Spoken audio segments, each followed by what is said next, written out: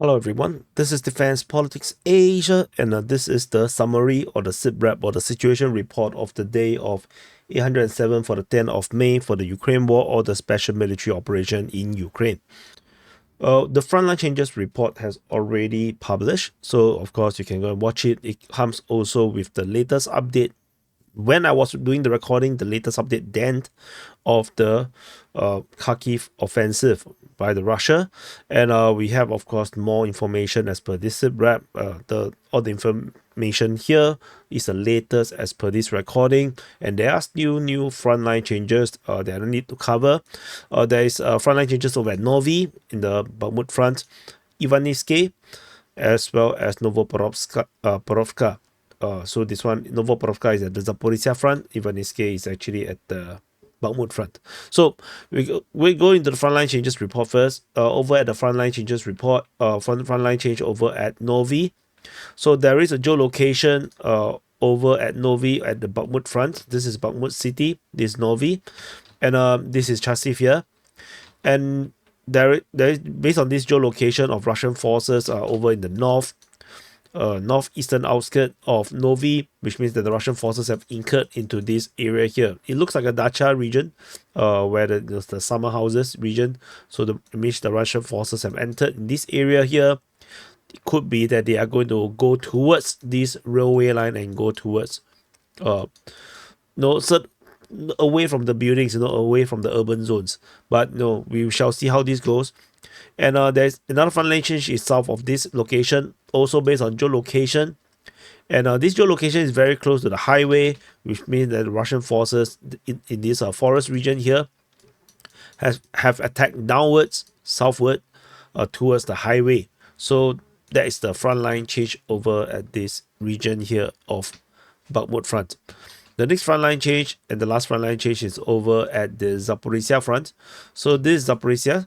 And at this area here in the Kharkiv sector, Russian forces are geolocated along the highway, and they are one tree line away from what we have known, which means that Russian forces have advanced along the highway towards the center of the Kharkiv sector. So that's all for this frontline changes. We go into the strategic and tactical reporting, and I will go with the Kharkiv offensive first, and then we will go from our usual counterclockwise direction. And so over at the situation at the Kharkiv front, the Russian forces have launched the Russian Kharkiv offensive, and this time around it looks like the real deal. The reason because the Russian Defense Ministry had basically chipped in and declared the capture of multiple towns. So according to the Russian Defense Ministry in their today's report, the latest report, they reported the capture of Borisovka, Ogosovo, Peretenivka, Prinaya, as well as Trilexia. Anyway, these are not the way how you pronounce it in the Ukrainian spelling, but so basically the Russian Defense Ministry have acknowledged that they have launched the Kharkiv offensive. And this also is acknowledged by the Ukrainian Defense Ministry. The Ukrainian Defense Ministry also have reported 9 different attacks across eight different locations in the Kharkiv front. And given the fact that both Defense Ministry have acknowledged that there's fighting around here, this is looking more and more like a proper offensive. But of course, will this last? It's hard to tell. Like I mentioned, if the offensive goes on for more than a week, then we are definitely looking at a real offensive. Another way to tell is that the Russians progress a lot of grounds, capturing Vostochny, going all the way south. Then that could also mean this is a very serious offensive, which means that it invalidated my analysis that the Russians would not launch the Kharkiv offensive. So tentatively it's looking like very, very invalidated because things are getting a bit serious, but of course this is still day one of this offensive, so we will definitely continue to monitor this thing. The Russian forces also have more vector of attack compared to the SITREP that I have reported yesterday. So there is a few major directions. There's one direction over this area here towards Avdiivka. Another direction, this is the main push. This main push is towards Lipsy, which is over here, this Lipsy. There's a push towards Neshkushny. There's another push in towards Voshchansk from the northwest, one from the north and one from the northeast. So this and the target is of course Voshchansk. So the Russians are pushing across the various front line and towards rather strategic locations. So we will talk more about this. Over at this Hotivka region here, according to Ryba, Russian forces have captured Hotivka. This settlement is not mentioned in the Russian Defense Ministry report. And according to Ryba, the Russian forces are currently battling Ukrainian forces at Kudivka, as well as in the outskirts of Hotivka. So this is totally unreported by the Ukrainian side or the Russian Defense Ministry. Only Ryba mentioned about this, so we'll definitely continue to monitor to see if this is valid. And over to this main front towards Lipsy. This is the main push. At this main push, Russian Defense Ministry have announced the capture of Strelica, Kresny, Pilia, Pilina,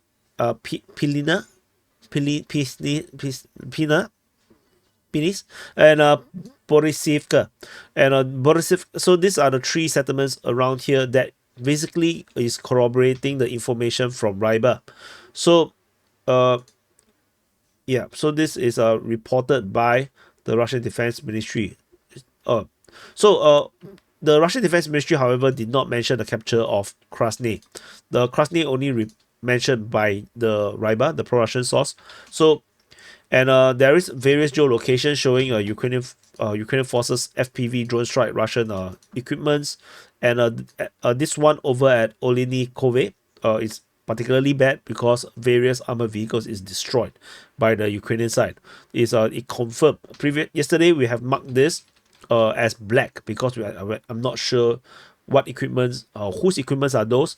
So we had the update from Deep State UA confirmed those are Russian.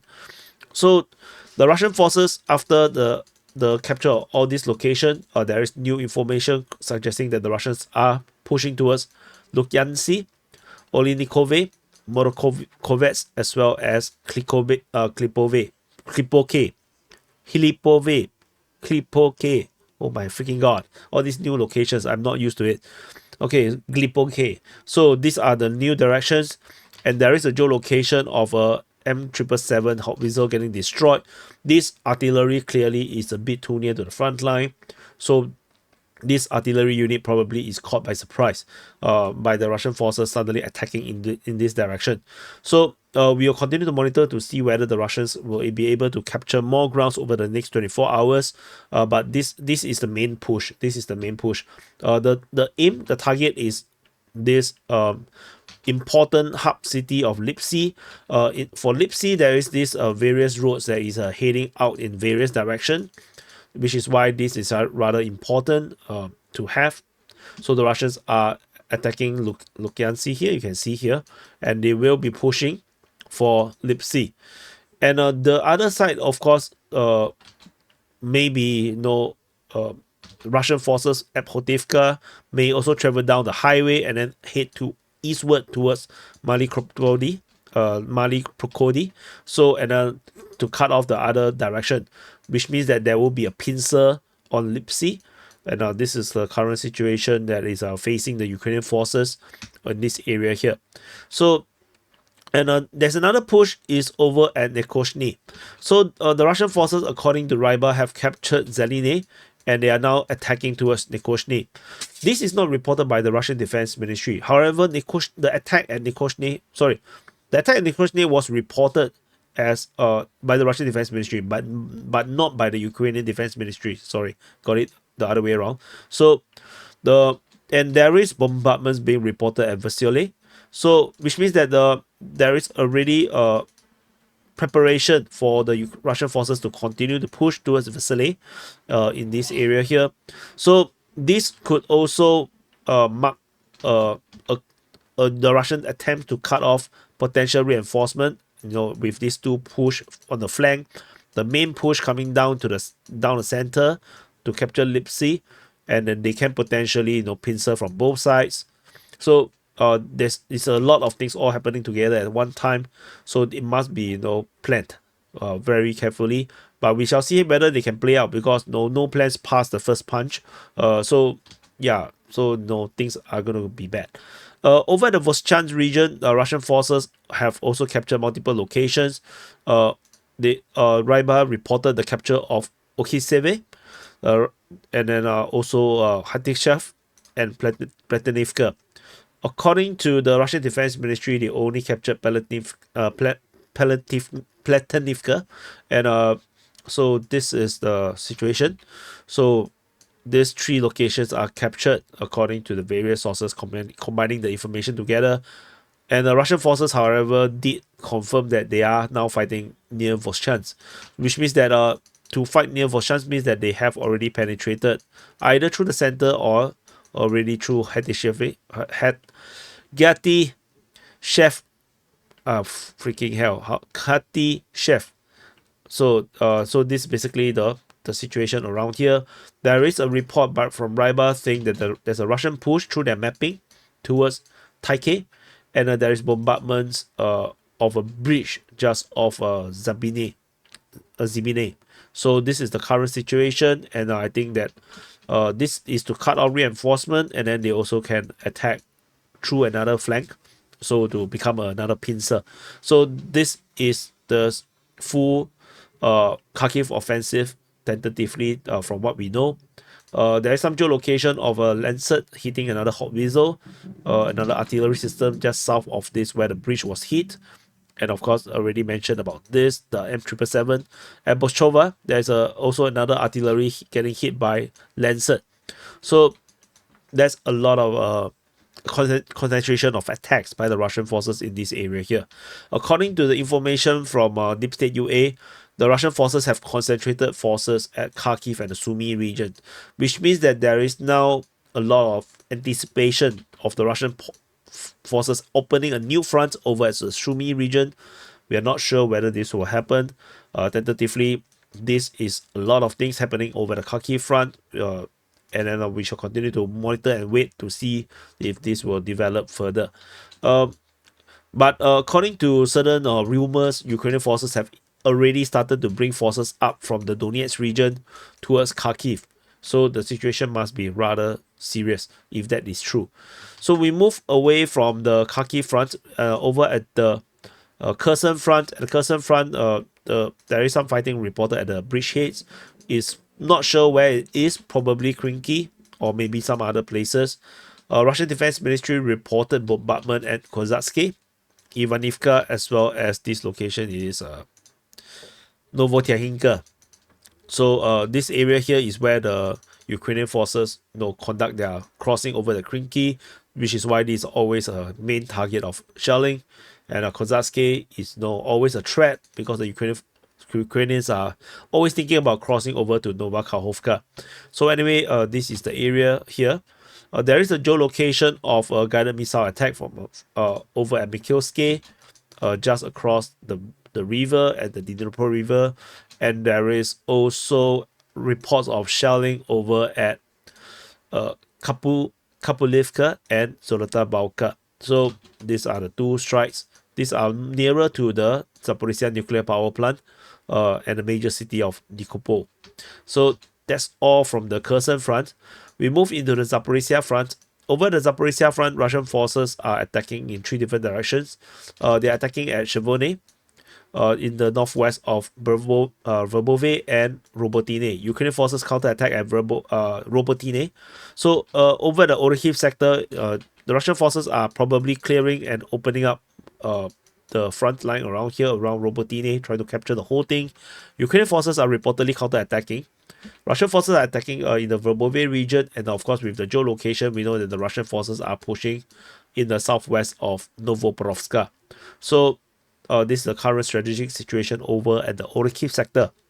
And over at this Huyapole sector, the Russian forces are attacking Chervone, probably just probing. I don't expect too much from this attack.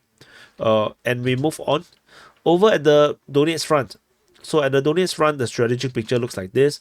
Russian forces attack at Storomayoske, at Uruzhaine, Voleda, towards Vodian, southwest of Novomihailivka, and Bobeda, Georgievka, and Krasnohorivka. So this is the current situation over at the Donetsk Front. Over the Velika Novosilka sector, Russian forces attack Storomayoske and Uruzhaine. Let me zoom in a bit more. So they are attacking this area here, and Uruzhaine. Russian forces geolocated to have landed forces south of Staromayoske, showing that they are attacking towards Staromayoske. Uruzhaine itself got airstrike again by the Russian Air Force. So that's all from this Velika Novosilka sector. Over at this Voleda, there is Russian Defense Ministry mentioned they attacked Ukrainian forces at Voleda. So we're not sure if this is an assault, probably a fire attack, nothing serious. So we shall see how this goes. Over at the Soloke and Novomihailivka region, Russian Defense Ministry, Ukrainian Defense Ministry mentioned Solotke and southwest of Novomihailivka. So Russian forces are attacking in these directions towards Vodian. So we shall continue to monitor if the Russians have managed to make any progress in this area here. We move further up north. There's fighting reported at Georgievka as well as Bobeda. So these two areas, there's some reports. There's a geolocation of a Leopard 2 getting destroyed by Russian artillery.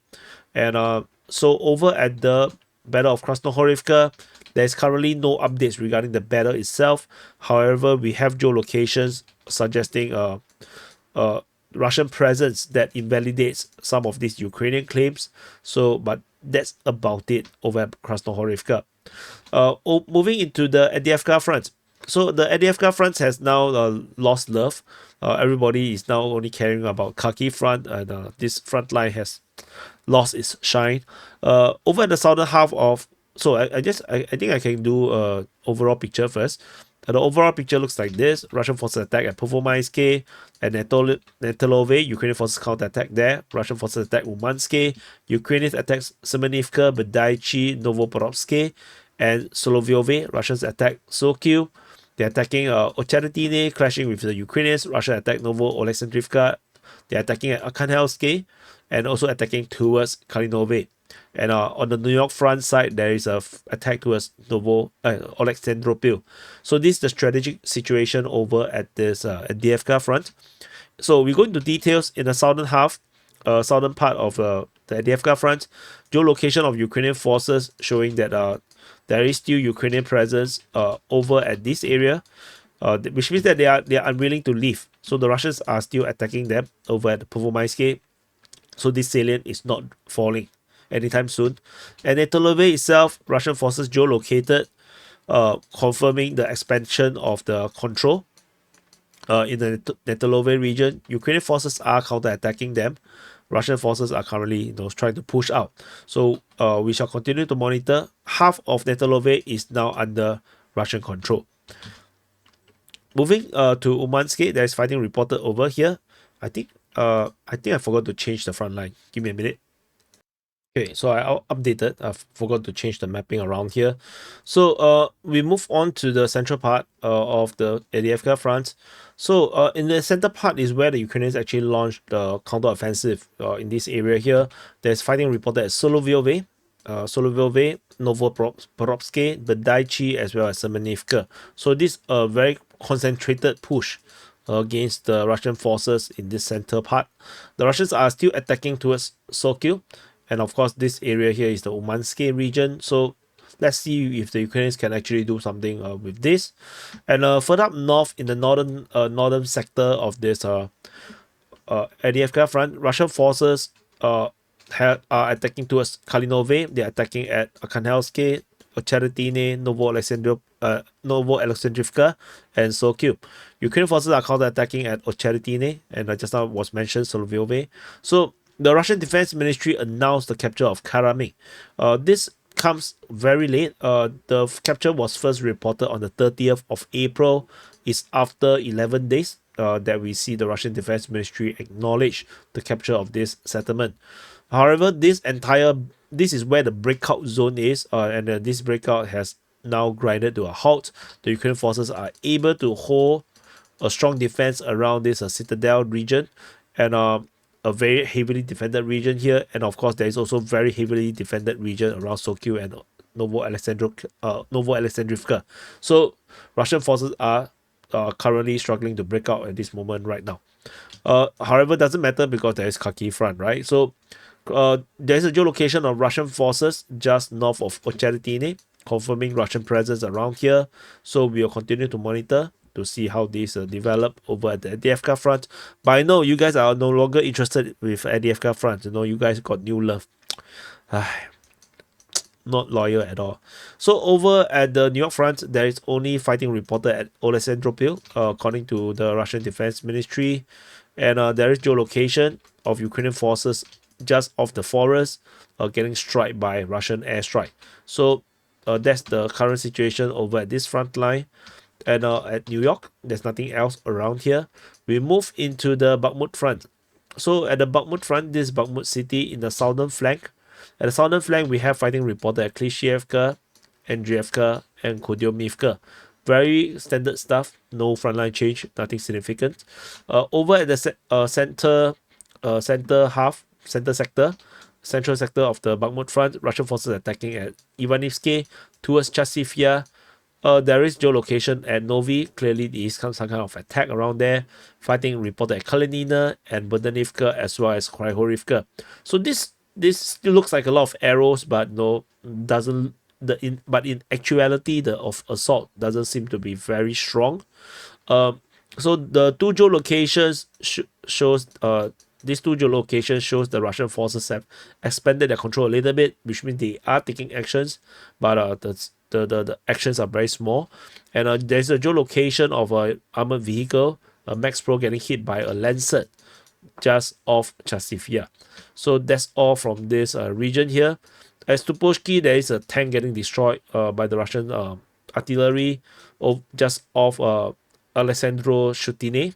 There is another Lancet strike on Ukrainian artillery. So that makes multiple destruction of the front line.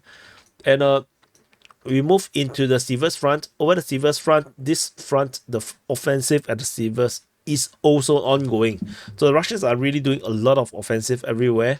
And Bilohorivka, Volkan Okanyamsky, Vimka, and Rozdolivka are all being reported to be attacked, according to the Ukrainian Defense Ministry. So we will definitely continue to monitor. There is no frontline change in this area here. There's a geolocation, however, over in the southern part of Bilohorivka, which is a TOS-1A strike, a thermobaric rocket strike on Ukrainian positions. And I believe I missed something important. I think is it this one?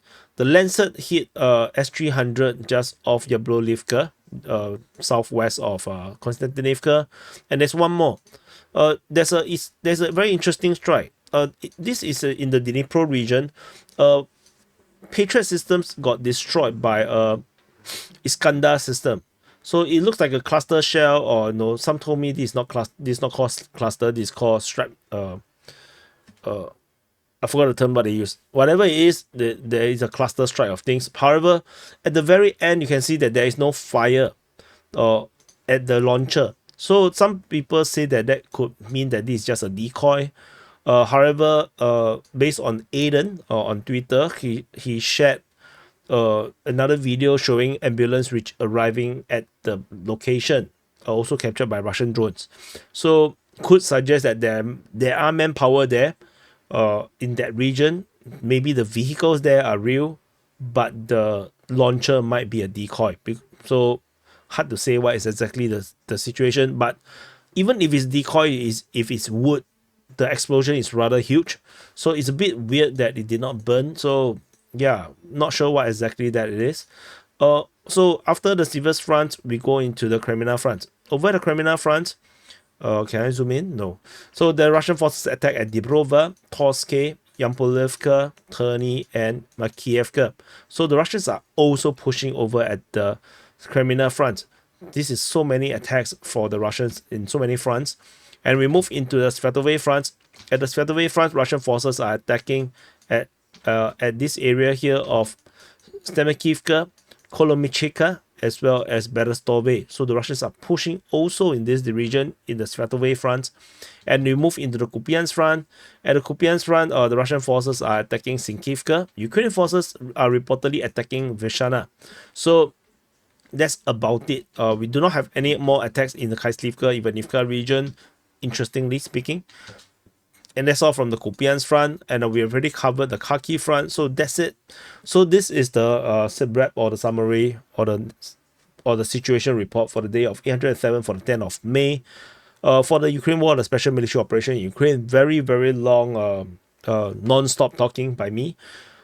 So it's a bit all over the place because things are getting very fractured, and I think we will need some time to digest all this information, and I know that you may find it difficult. So if you want to try to analyze it and see what's happening, this map you're seeing here is available for viewing. It's now open to public. Do check the description to find the link to this mapping.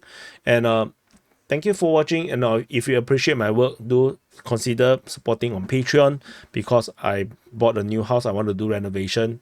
I think the world is going to end. I need to do my renovation, so I need more money. So help me to have a better studio, to do a new room. So thank you for watching, and I'll see you guys in the next update.